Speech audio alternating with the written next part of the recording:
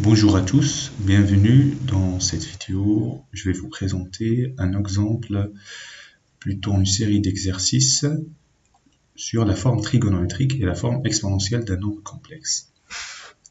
Alors un exercice classique, on vous demande directement la forme exponentielle d'un nombre complexe. Alors en fait, pour déterminer la forme exponentielle, on est obligé de déterminer la forme trigonométrique. Je vous montre pourquoi. Alors un petit rappel, f, la forme algébrique. On sait que z, ça va s'écrire sous la forme a plus ib. Forme trigonométrique ft, c'est z égale module de z, facteur de cosinus d'un angle θ plus i sinus θ avec θ. C'est un des arguments de z. Et puis la forme exponentielle, en fait, c'est juste une simplification de la forme trigonométrique. Cette expression, cos θ plus i sinus θ, c'est exponentielle de iθ. Et voici nos trois formes. Alors, prenons l'exercice. Donc, z1, c'est égal à moins racine de 3 plus i. On veut directement la forme exponentielle. Donc, on est obligé de passer par la forme trigonométrique et après trouver. Donc, la première étape, le module de z1. Alors, le module, rappel aussi, je vais mettre à droite. Deuxième point, si z égale a plus ib, module de z, c'est égal à racine de a carré plus b carré. Évidemment. Donc ici, c'est racine de moins racine de 3 au carré plus 1 au carré. 1 parce que vous avez i, c'est 1 fois i. Et donc, ça nous donne racine de moins racine de 3 au carré, ça fait 3, plus 1, ça fait racine de 4, et donc ça fait 2. Au final, module de z1, c'est 2. Très bien. Alors, deuxième étape. Deuxième étape, il faut chercher à écrire z1. On va factoriser z1 par ce module. Donc 2.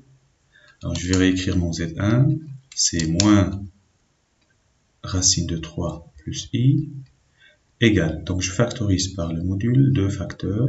Donc là, je n'avais pas de, je divise par 2. Plus 1 sur 2i.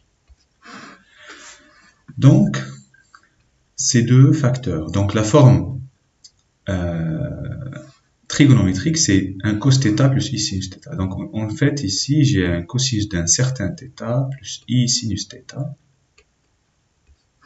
Tel que, alors le cos θ, c'est moins racine de 3 sur 2. Sinus θ, ça fait 1/2. Quel est cet angle alors? Alors, si on connaît bien nos formules, je vais essayer de faire un cercle pour vous montrer rapidement. Alors, j'ai le cosinus qui vaut moins racine de 3 sur 2, moins racine de 3 sur 2, et le sinus qui vaut 1/2, la moitié. Donc, mon angle il se trouve ici. Ici. En fait, c'est symétrique de cet angle-là qui est pi sur 6. Puisque pi sur 6 a racine de 3 sur 2, 1/2. Donc, cet angle-là, c'est pi moins pi sur 6. Donc, θ, ça fait pi moins pi sur 6, c'est 5 pi sur 6. Conclusion, Z1, c'est 2 facteurs de cosinus de 5 pi sur 6, plus i sinus de 5 pi sur 6. Ça, c'est la forme trigonométrique. Et bien, la forme exponentielle, il suffit d'écrire 2 exponentielle i et 5 pi sur 6. Vous voyez, donc, le premier exemple. Allez, on fait un deuxième exemple. Alors, le deuxième exemple, c'est Z2. Donc, je fais monter pour vous montrer l'exercice. Donc, Z2, c'est moins 2, moins 2i. Alors, exemple 2. Alors, Z2, ça fait moins 2, moins 2i. Alors, c'est parti. Donc, je vais calculer le module de Z2. C'est racine de moins 2 au carré, plus, donc au carré, plus moins 2 au carré. Donc, c'est racine de 4 plus 4, ça fait racine de 8, et ça fait 2 racines de 2. Excellent. Donc Z2 égale moins 2i, je factorise par 2 racine de 2. Donc là, j'avais un moins 2, donc il manquait juste racine de 2, je divise par racine de 2. Et là, idem. Alors là, c'est pas très clair pour reconnaître un angle, il suffit d'écrire. Là, moins 1 sur racine de 2, je vais écrire, j'expliquerai juste après, c'est moins racine de 2 sur 2, là aussi, i. Alors, je vais l'expliquer dans cette partie-là. Alors, attention, 1 sur racine de 2, c'est racine de 2 fois racine de 2 sur ma racine de 2, et là, alors, c'est pas du tout ça. Alors, c'est 1 fois racine de 2, et là j'avais racine de 2, je multiplie par racine de 2, vous voyez, j'ai multiplié par racine de 2, j'ai divisé par racine de 2, c'est comme si je n'ai rien fait. Alors, au numérateur, j'obtiens racine de 2 fois 1, et dénominateur, racine de 2 fois racine de 2, ça fait 2. Et donc la justification de mon calcul. Donc finalement, Z2, c'est 2 racines de 2, facteur de moins racine de 2 sur 2, moins racine de 2 sur 2i. Alors ça, c'est la forme trigonométrique. Alors vous voyez bien, il me faut un cos θ, le θ ici correspondant.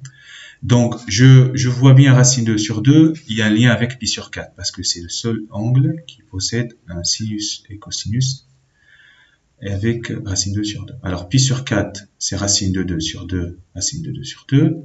Là, j'ai moins racine de 2 sur 2, c'est là. Et en bas aussi. Donc, vous avez compris, c'est le symétrique de pi sur 4 par rapport à l'origine. Pi sur 4. Donc là, ça va être pi plus pi sur 4. Pi sur 4, pardon. Ça veut dire 5 pi sur 4. Ou bien, dans le sens inverse, c'est cet angle-là, c'est moins 3 pi sur 4. Donc, si vous prenez l'un des deux, c'est correct. Donc, finalement, Z2, c'est 2 racine de 2, cosinus de moins 3 pi sur 4, plus i, sinus de moins 3 pi sur 4. Voilà. Et finalement, la forme exponentielle, c'est 2 racine de 2 exponentielle de moins i 3 pi sur 4. Et voici mon Z2. Voilà, c'est terminé. Bon courage.